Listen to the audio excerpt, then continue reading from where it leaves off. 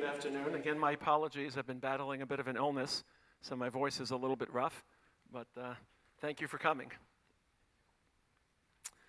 About 15 years ago, I stepped onto a plane in Chicago after what was about, I would say, 19 to 20 hours of work. I had taken a flight from New York City at around 6 in the morning. I had delivered lectures, a wedding, a bar mitzvah, some interviews, and I was exhausted. I arrived at the airport at around 11 o'clock, only to see the dreaded words up on the big board, delayed. O'Hare Airport is one of the busiest airports in North America. If a pilot hiccups, the domino effect leads to about a 3-hour delay. So I'm waiting and waiting, saying to him, and finally, the last flight out of Chicago, 1:30 in the morning, departs. I make my way to the back of the plane, where my seat is, thankful that after 20 hours of work, I finally had respite, and about an hour and a half to 2 hours where no one knows my name. I don't have to speak to anyone. I can just enjoy reading some Gemara, learning some Torah. I open my sefer in the back of the plane. I turn to the man sitting next to me. I try to be courteous. I wish him a pleasant flight. And I start learning. He's a bit of a curious George. So he says to me, "What are you reading?" It's called the Talmud. It's ancient Jewish law. "What topic are you studying?" I was learning Maseches Nida. So I said, ancient Jewish hygiene. At which point he said the one sentence I least wanted him to say. He could have said any 5 words out of the phone book. He could have read 5 books randomly from old Irish poetry. But he says, "Don't worry, I'm a Jew." And I look up to God at 30,000 feet and say, "I've been working for you for 20 hours. All I want is a few hours to myself just to study and learn your Torah. Couldn't you sit me next to a stewardess, a Catholic priest, a Buddhist monk?" But when God calls, you don't have a choice. So I started making small talk with this man. "What do you do for a living?" He's a professor in MIT. "Well, I'm a Rabbi in a yeshiva called Gush, 500 students, highest level of Torah learning. We have something in common." Right off the bat, I gave him some tips, pedagogically, how to prepare his lessons. I asked him why he wasn't married. He says, "Rabbi, I just don't get it. I can understand falling in love with a woman, your trajectory and her trajectory intersect, but you keep growing and she keeps growing and your trajectories diverge. I don't understand how to stay married." I'm trying to explain to this physics professor that marriage isn't math or physics. It's chemistry. I'm trying to explain to him what a covenant is. So I go back to my book. And then, about an hour into the flight, he says, "Rabbi, I always wanted to know." Well, that's a shocker. "I always wanted to know what makes Judaism different from all other religions. The Asians have their traditions, the Christians have their traditions. What?" It was a long flight. But one thing I told him. I said, "Do you know that Judaism is the most universalistic religion?" "What? Universalistic? Listen to the terminology. We're the chosen people. We're the sons of God. We have unique status." It sounds bigoted. It sounds racist. I told him, "Do you know that for every Christian, you have a bullseye on your back? Because his end of days narrative consists of converting you to Christianity or eliminating you.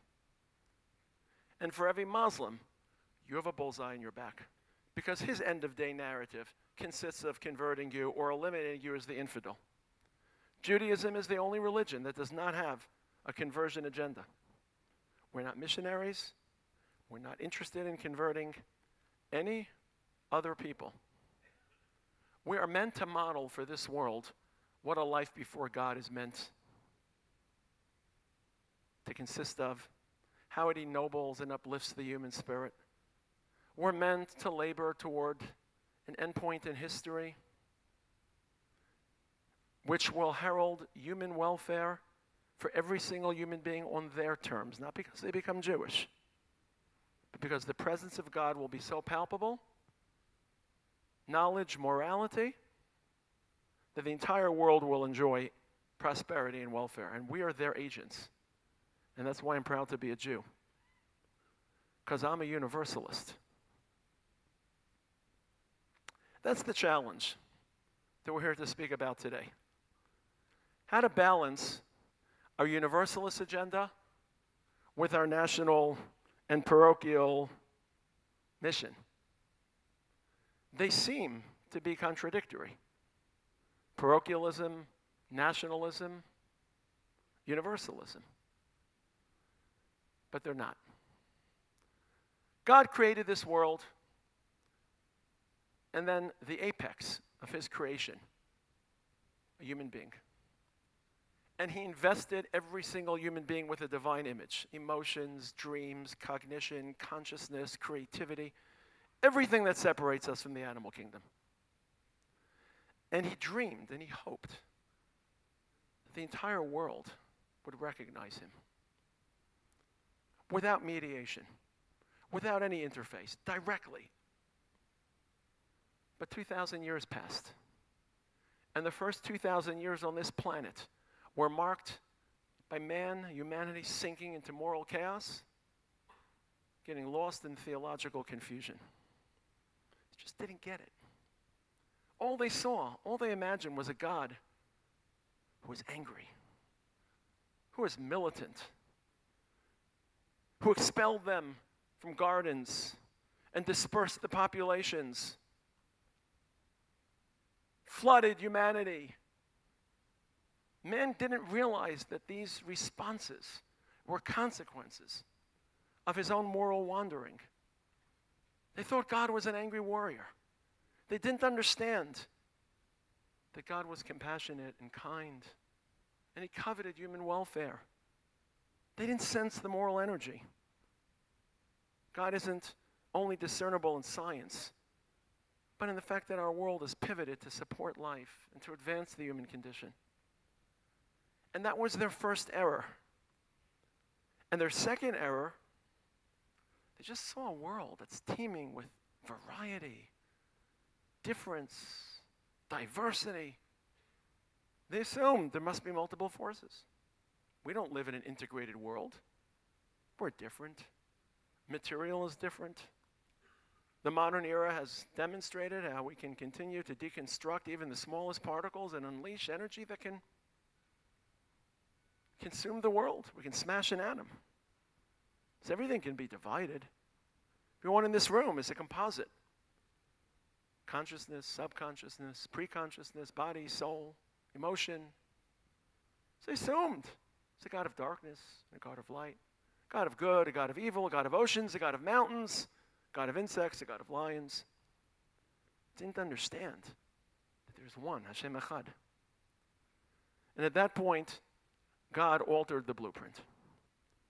No longer confident that man could appreciate him in a direct and frontal fashion, he selected one people. He selected us. He chose our grandparents. And he tasked us with mission, not with luxury, not with privilege, but with mission. To draw him into this world. To showcase those two messages, morality and monotheism. God is good, kind, and God is one. Indivisible, exclusive. And that became our mission. And Jewish history has witnessed alternating waves in which our national agenda has been more dominant, and alternate waves in which the universalist agenda has been more dominant. But they're not separate. They're one. We live to serve him, to study his will, to draw him into this world, so that the entire population of 5 billion people can benefit from a world in which God's presence is imminent. They're not separate. Even though through Jewish history, there may have been periods in which one was accented at the cost of the other, based on the undulations of history. So when we left Egypt, great opportunity was launched. Whisked out of Egypt miraculously, supernaturally spirited through the desert, crossing the sea, receiving the Torah. And we were on the verge of launching this messianic period. In theory, history should have ended 3,000 years ago. Everything we've experienced is just a detour. It's just a mirage. It's a mirage we have to invest in, but it wasn't meant to be. We were meant to leave Egypt on the 15th of Nisan, receive the Torah 6 weeks, 7 weeks later, march into Israel 11 days later, because that's how long it takes to walk from the mountain of Sinai to Israel, rid the country of paganism, barbarism, and cannibalism, launch the kingdom of God, the period of Messiah, and close history. We failed. Even at Har Sinai, where our parochialism was highlighted because we received God's direct word, our sages tell us that the Torah was offered to other people as well. It's based loosely on a verse, Hofia mehar paran v'yasa merivavos kodesh. If you have a sheet, you can follow source number 2. God offered the Torah to other nations exclusive to the Jews? Of course not. It would have been shared. Our Torah would have consisted of 613, theirs of 7. We would have studied in a more direct fashion to model. They would have studied in a different fashion. They refused the offer. And a few weeks after we received the Torah, we betrayed God's confidence. 40 years later, we're still inching towards that terminus.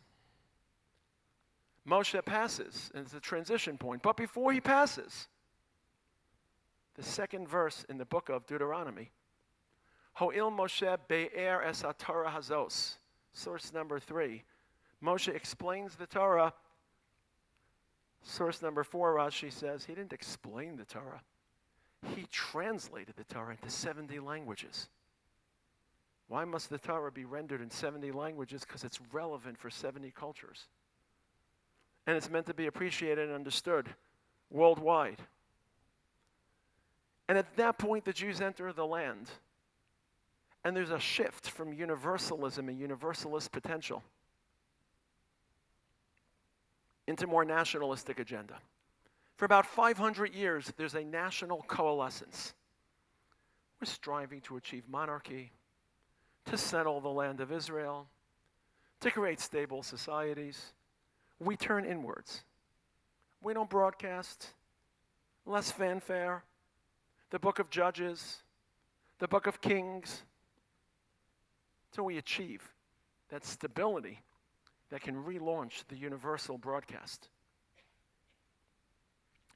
Then about 500 years later, monarchy is achieved. The temple is constructed. Jerusalem has been raised. And now the great 1,000-year era of Jewish universalism begins. Everyone attends the coronation of this temple. Everyone contributes material to this temple. King Solomon, when he prays, as he launches and inducts the temple, asks God, don't just listen to the prayers of the Jews. Any human being that directs his prayers to your temple. Those who want to follow, source number 5, Agha Malhari, if a Gentile directs prayers, listen to his prayers. Bestow him with kindness. The Jews have reached the apogee where our nationalist agenda has yielded universalist broadcast. But those 1,000 years of checkered history. Because we betrayed and we forfeited each message. We worshiped pagan idols. A sad, sad read. They recently uncovered tombstones up north near Beit Shan, and in each tombstone there were little idols. So we fail to appreciate the unity of God. But likewise, moral degeneration, deterioration. We got stuck in ritual, hollow, empty, hypocrisy, hiding behind ritual and ceremony without the moral fitness, kindness, care for the vulnerable, for the orphan, for the widowed, for the poor, for the impoverished. The great scourge against which the prophets railed. And slowly but surely, we lost our position. We were exiled 400 years into that period. But even in exile, we still had a universalist resonance. The second Mikdash, the second temple, was requisitioned by a Persian king, Cyrus. He was thrilled to be a servant of the God of the Jews. Alexander the Great visits Jerusalem and encounters a great man who would appear to him in his dreams before every military victory, none other than Simon the righteous, Shimon HaTzadik. But slowly but surely, we sunk. And then at a certain point, the world turned dark. We left Jerusalem. It was set ablaze. The temple was deconstructed. It was dismantled.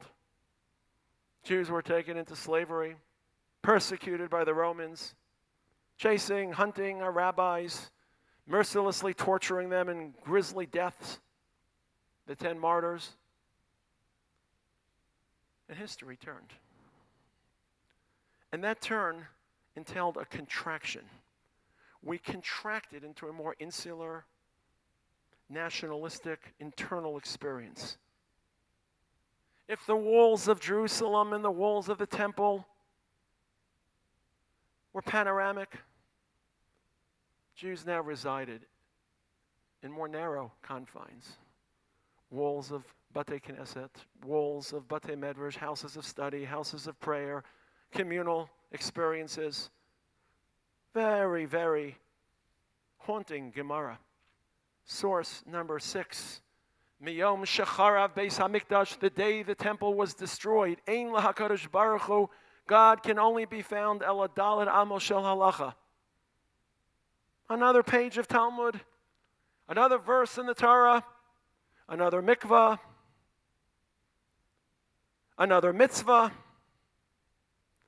But that broadcast, at least overtly, was muted. And history shifted. But amazingly,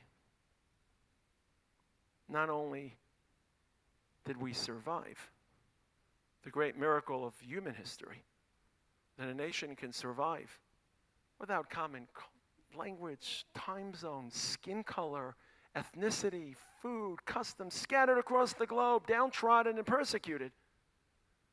We didn't just survive, we thrived.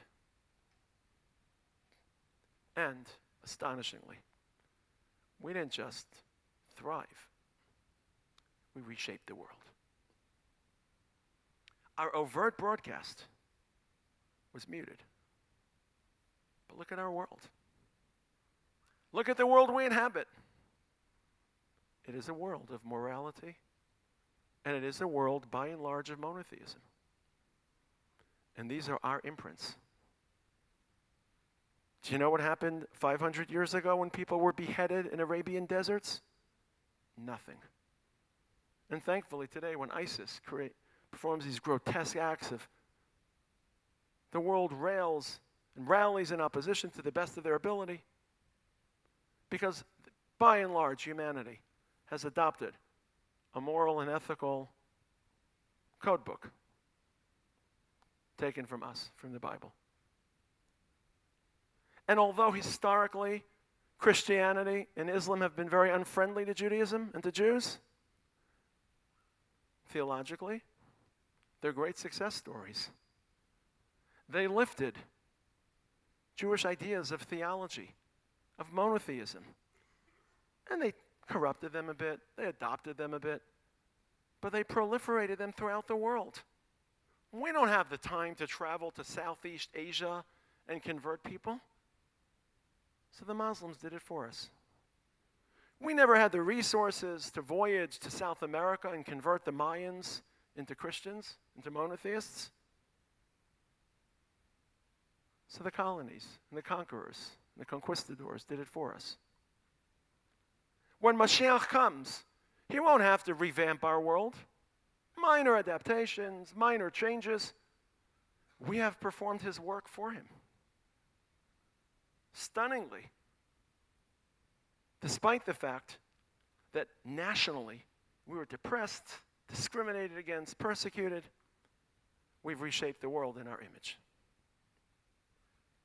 And now we have the luxury and the privilege to live in the modern era, where once again we've been empowered to broadcast at the national stage, and the international level, and to sound our voice as a people and uphold the values we stand for. And that's part of the challenge of life as a Jew in Cape Town, to merge those two identities. Each and every one of us has two voices, two selves, two personas, and they emerge at different stages of our lives. For the last 24 hours, everyone in this room has felt very Jewish. Synagogue, prayer, Sabbath observance. Our Jewish identity, our national identity has surfaced. What about tomorrow, 9 a.m.? You'll be at your workplace, in all likelihood, interacting and collaborating with non-Jews. And your human, universalist side will emerge. And you'll find common ground with those who aren't Jewish. They have to be fused. You have to be able to appreciate the synthesis. They're one. And in shul, though your national parochial identity is being voiced, you are pursuing that agenda on behalf of an entire world. And when you're in your workplace, to be proud to display your Judaism, because you are their agent. You are their servant. You are working on their behalf. And the more Jewish you are, the more universalist you are. Let me suggest a mind experiment. Don't hoot me off the stage just yet. If you had 24 hours, just a mental experiment, and you knew that in the next 24 hours you could either enter a laboratory and solve cancer, or you could settle another hilltop in Israel, or in some other way contribute to the advancement of the state of Israel, which would you choose? You'd be crazy. What's the dilemma? Solving cancer? Relieving hundreds of millions of people from distress and suffering? That would be a selfish decision. Why should I solve cancer when I could advance the Jewish messianic trajectory to draw God into this world and to introduce an era of universal welfare for billions of people without cancer, illness, poverty, warfare? Why should I try to concoct perfection in human terms when I can invite divine intervention and completely re-landscape the world? I would enter the laboratory. Because part of this question is you can't rely on supernaturalism. But ignoring that factor, you understand the challenge. When we live our lives as Jews, we're not just living in a parochial, self-centric, insular fashion. We're a kingdom of priests. We're advancing human welfare on their terms. There could be nothing more universalist than reading a page of Gemara, because you're drawing his presence into this world. And that's the challenge that I lodge for you. Can I ask someone to please close the door in the back? One of the assistants. That's the challenge of life in Cape Town or Cincinnati,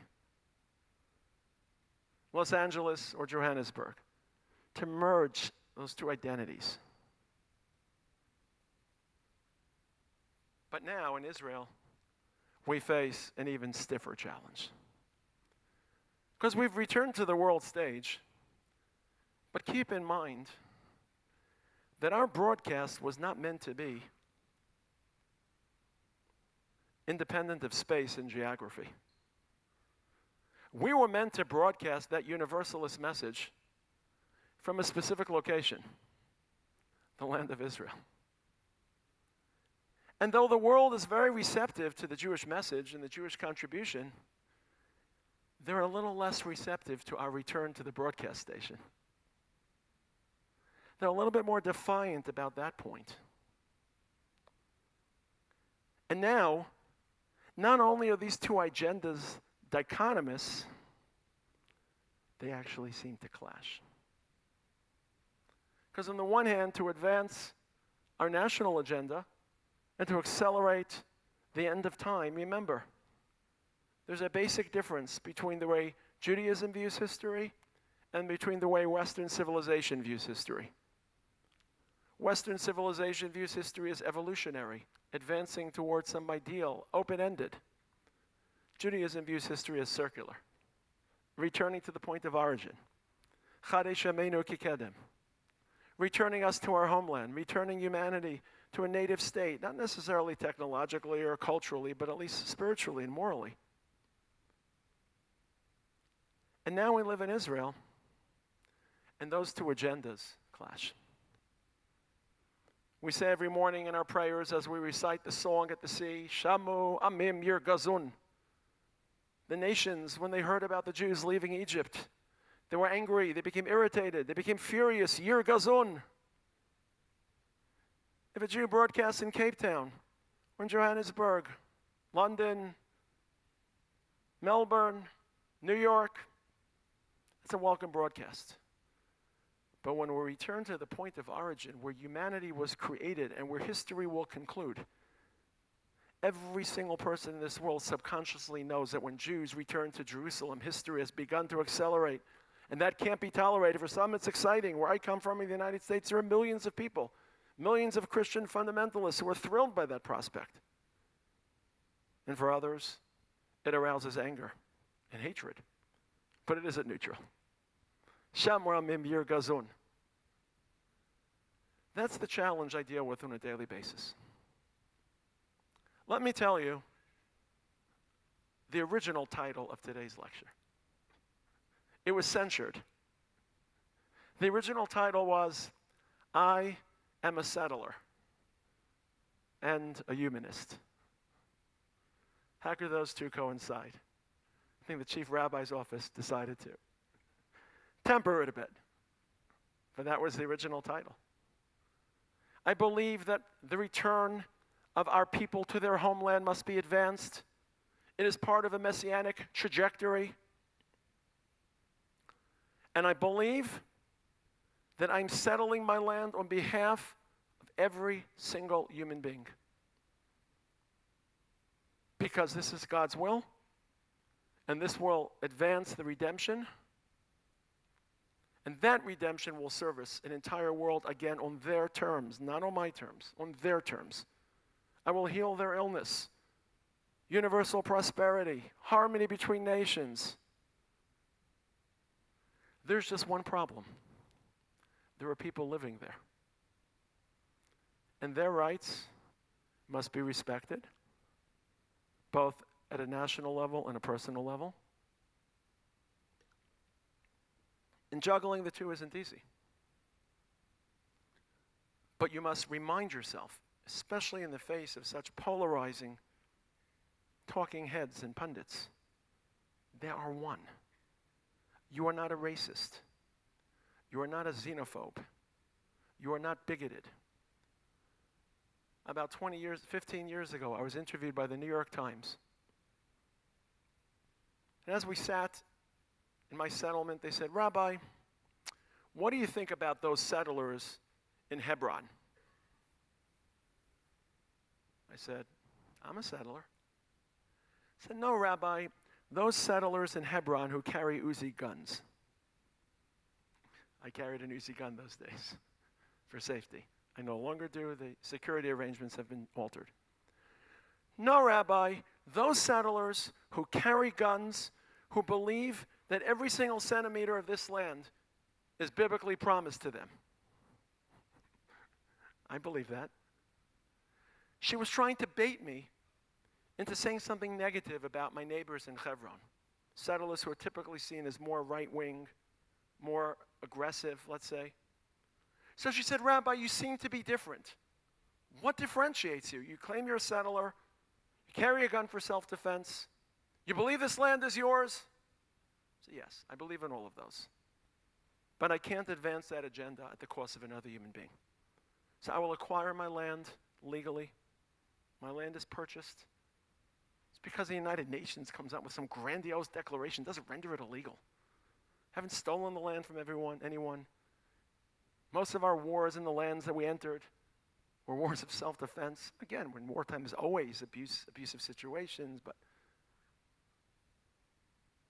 morality, respect of other people, and I exhibit that respect on a personal basis. Believe it or not, as much as the headlines would convince you otherwise, I have many, many Palestinian friends who I interact with on a daily basis. My great rabbi, Rabbi Lichtenstein, who I was a student of for 30 plus years, at his Shiva house, you know the people who were crying and bawling the most? Not the students, not the scholars who traveled in from across the world to visit him or to pay their respects at his condolence home, his Shiva, but the team of Palestinian workers in this yeshiva that I teach, because every single Rosh Hashanah, when the entire staff was busy preparing their prayers and their lectures, this great scholar, one of the greatest, if not the greatest Talmudic scholar of his day, went over to every single Palestinian worker and wished them a Shana Tova, to you, to your family, to your children. It's a joke. We don't always get it right. But you must maintain the sense that at the level of ideals, they're not separate. In the face of protests and anger and the venomous vitriol which we face, you cannot allow yourself to be defined as a racist or an apartheid, because for us, those two agendas are one. I'm proud to tell you that I've just become the president of the BDS movement. I am the president, the international president of the BDS movement. Biblically driven settlement.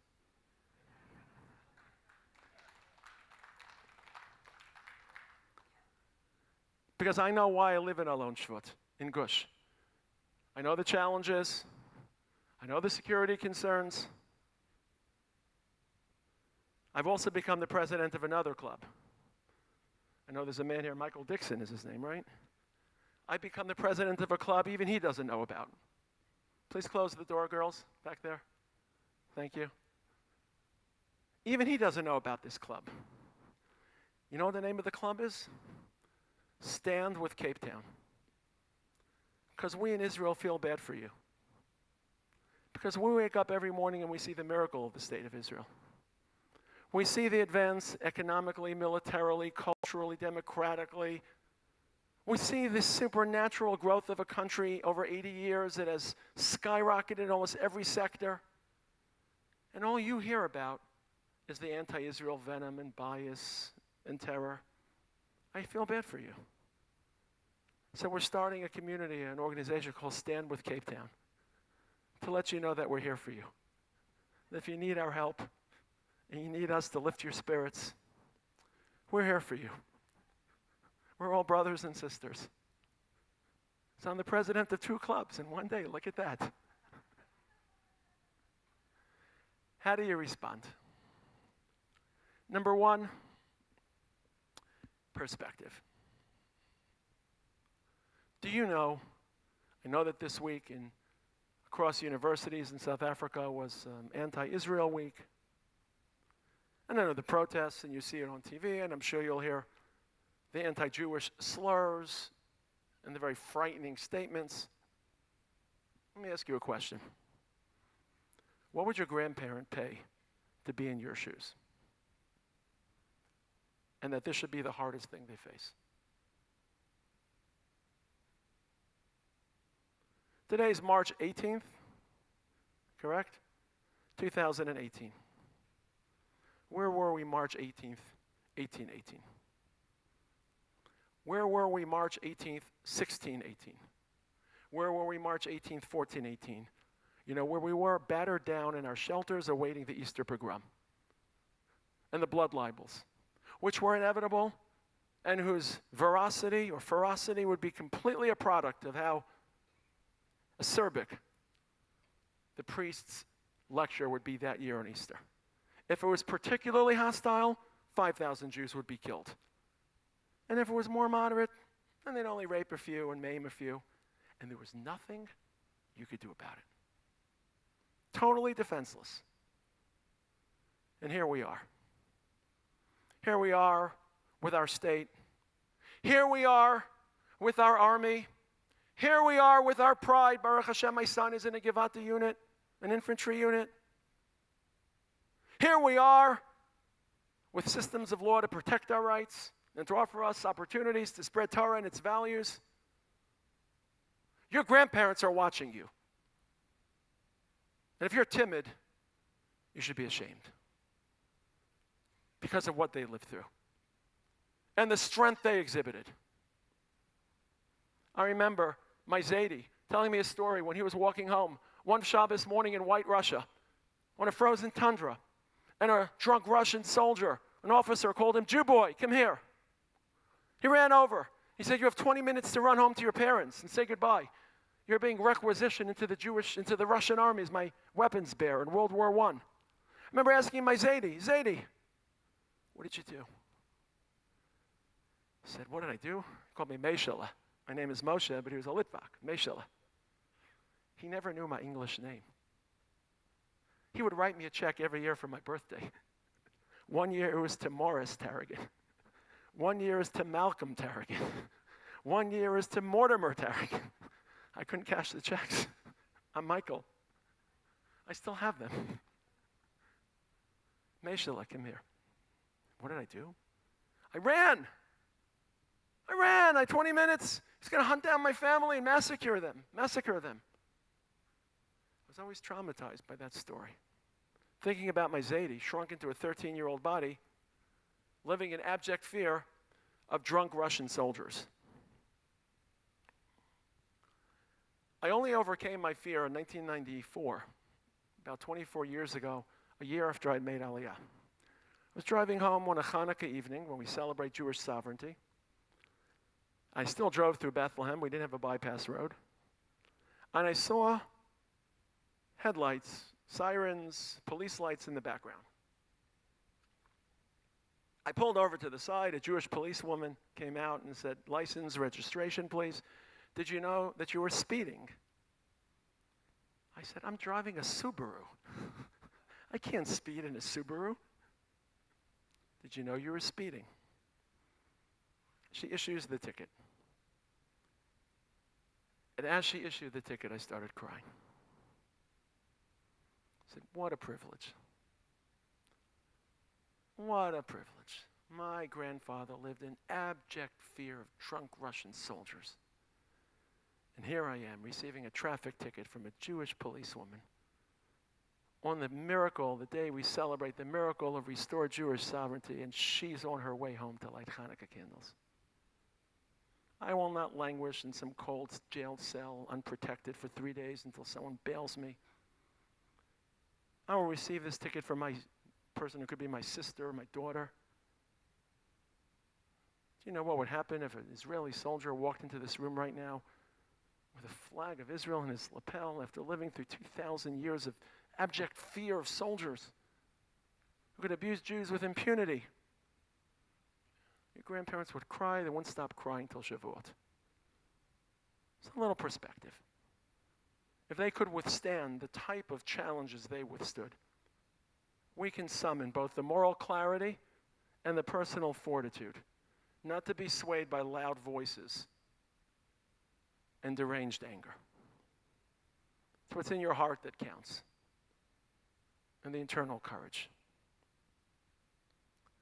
But second of all, as much as we have to oppose these people who slander us and vilify us, as much as we have to defy their challenge to our agenda, we cannot become misanthropic, and we have to realize that these are ultimately our audience. They're not our enemies. They're our audience. One day, Hallelujah Hashem Kol Goyim, everyone will praise him. Shabechuhu Kol Homim, everyone will sing. Why? Ki gavar aleinu chasdo. Because he showers us with his kindness. It's hard to imagine, but I guarantee you it will occur. They will look to us and say, thank you. Thank you for your patience. Thank you for your forbearance. Thank you for your stamina. Thank you for your courage. We hated you, but you lessoned us and you inspired us. You delivered us. You cannot see these people, of course, those who are directly involved in anti-Jewish activity, be it terror activity or subversive activity. Most people just follow the headlines, follow simplistic, black and white, unidimensional, hollow equations of underdogs and favorites, of apartheid. Thank God we think we have a mind. We don't cast the world in silhouettes. We understand history. We're proud of our traditions. But these people are our audiences. They're not our enemies. That's why I'm a settler, and I'm not just a humanist. I don't know of a person who's more of a humanist, because I can't imagine an agenda that's more humanist and more universalistic than mine. Than settling my land, advancing history. We're so close. If you take away one snapshot, one tone from the Indaba, we're just so close. We're far from Har Sinai, from the original Sinai Indaba, but we're really close to the Jerusalem Indaba. We have our state, our sovereignty. I saw some graphic the other day about the change in Israel between 1987 and 2017 in about 12, 13 sectors: economic prosperity, GDP, education. The numbers were just incalculable. 4,000% change, and 1,300% change, and 56, and a decline in inflation by 7,500%. The numbers were just numbers I hadn't witnessed in any statistical chart. And look at the conditions we faced for 80 years. Homicidal maniacs aligned on our borders. International opposition. The one natural resource that's worth something in the Middle East, we possess none of. But we have three resources: God, people, and community. In that order. We have God's blessing and God's Spirit. We have great human resources in Israel. And we have communities around the world like yourself that stand shoulder to shoulder and are with us, not just in spirit, but in body. And we march together shoulder to shoulder towards the end of time. Merge those two identities. Merge them in your own lives, independent of Israel and the politics. Learn to live that integration, that continuity. It should be fluid. Try to check yourself. Are you behaving differently? Are you speaking differently when you're at work than when you're in the synagogue? Are you the same person? Do you express the same pride? And vice versa. When you're in the synagogue, do you shrink into some, God forbid, fashion that's disrespectful of Gentiles and to make fun of the andere, as they say in Yiddish, the other people, chas v'shalom? Are you one? which is true not just in this hybrid, but in every part of your lives. Can you fuse the two? And certainly in your view of Israel, support us, support the BDS, my chapter, biblically driven settlement. And let me just conclude with one story. There was a great Hasidic rabbi named Menachem Mendel of Kutsk. And he told his students, you know, when Messiah comes, when Mashiach comes, everyone says, they're going to run to the train station. They're going to run to the airport to go greet the Mashiach and say hello and dance and celebrate. He told his students, I'm going to wait a week or two. Rabbi, was heißt doch? You're going to wait a week or two? Mashiach, to run. I'll wait a week or two. I'll come strolling in casually after 2 weeks of relaxation with my suitcase. And the Mashiach will turn to me and say, Menachem Mendel, where were you? I waited for you. And I'm going to look at him and say, you waited for me? You waited for me? Ah, chutzpah. Shut your mouth. Don't you say you waited for me. I waited for you. With a lot of patience and courage. The wait is almost over. Have a good day, everyone.